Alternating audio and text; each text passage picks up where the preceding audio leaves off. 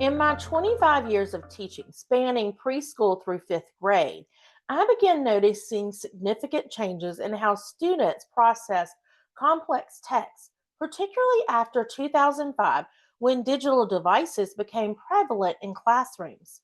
What I was observing in my own students seemed concerning, but I wondered if I was seeing patterns that weren't really there.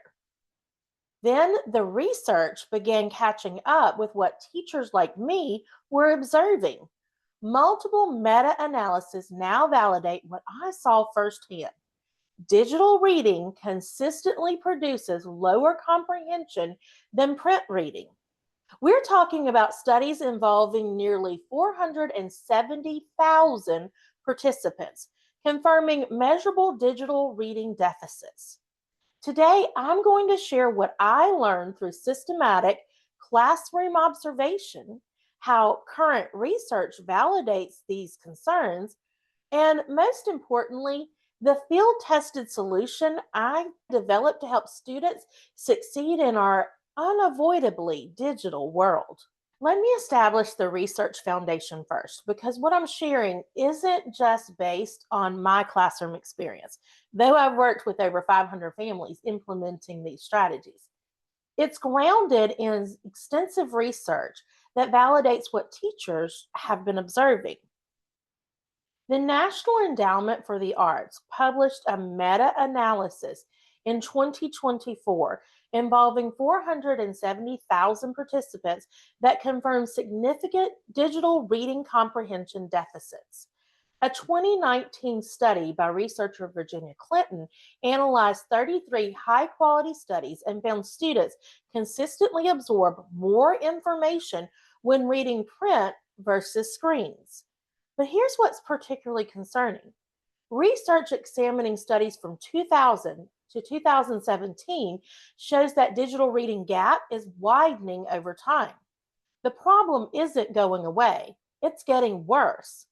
As someone with ADHD who's taught students with learning differences across multiple grade levels, I recognized early that this digital reading challenge would disproportionately impact the students I serve. When you combine the neurological processing differences of ADHD and dyslexia with documented digital reading deficits, you create what I call the perfect storm for academic struggle. Here's what I started noticing in my classroom around 2005, observations that research now validates. First, students who could comprehend grade level text beautifully on paper would struggle with the same complexity level on screens. Not just struggle, they missed main ideas, failed to make connections, and show what looked like attention problems that weren't present during print reading.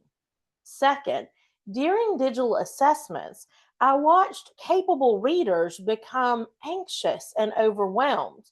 They'd skip between questions, lose track of their thinking, and perform significantly below their demonstrated abilities. Third, students with ADHD and dyslexia showed the most dramatic differences.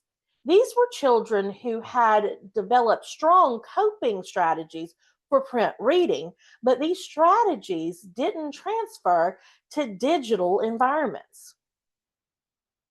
I began systematic documentation because what I was seeing didn't match what education technology promised. We were told digital would be better, more engaging, more accessible, but my data showed concerning patterns that I couldn't ignore. The research that's emerged validates exactly what I was observing. Studies show digital reading produces what researchers call a screen inferiority effect. The effect size is negative 0.21, which might sound small until you realize that researchers note it's quite significant in educational terms, representing nearly two-thirds of a year's typical reading growth. The deficit is particularly pronounced for nonfiction text, exactly the type of academic reading our students encounter in school. Research also confirms that the problem is worse for students who struggle with reading, which includes many children with ADHD and dyslexia. Multiple studies identify why digital reading is more challenging. Reduce spatial memory for text location, increase cognitive load from screen characteristics, and what researchers call shallow processing, the brain adapting to scan rather than deeply comprehend. One study examining reading behaviors from 2000 to 2017 found that we're not getting better at digital reading. We're developing habits that interfere with comprehension across all reading modalities. The perfect storm for learning differences.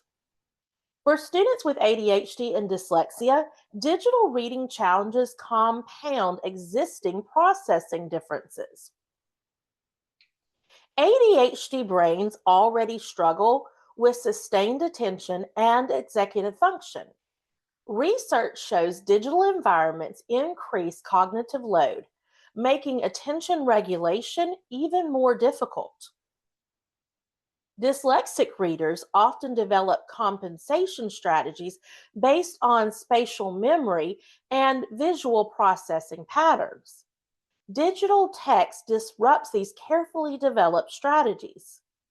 Students with both ADHD and dyslexia face what researchers call dual processing deficits, attention regulation difficulties combined with reading processing differences, all exacerbated by the documented challenges of digital text comprehension. Yet these students face increasingly digital academic environments. State assessments are digital. Homework often requires online reading. Digital literacy is presented as essential, which it is, but without addressing the comprehension deficits research documents. The text mapping solution, research foundation. This is where my classroom innovation meets established research. I needed a systematic solution that would help students succeed in unavoidable digital environments while building the deep comprehension skills that research shows are best developed through multisensory approaches. My text mapping technique builds on rock-solid research foundations. A meta-analysis of 55 studies involving 808 students with learning disabilities found that visual organization approaches produce moderate to large effect sizes for vocabulary knowledge, comprehension, and inferential thinking. Universal design for learning research involving thousands of students confirms that visual supports benefit all learners, with particular advantages for students with learning differences. Spatial memory research shows that physical organization of information enhances comprehension and recall. What makes my approach unique is how I've systematically adapted these proven visual organization principles specifically for the digital reading challenges. Research now confirms. This isn't just theory, it's a classroom tested response to research documented problems. How text mapping works.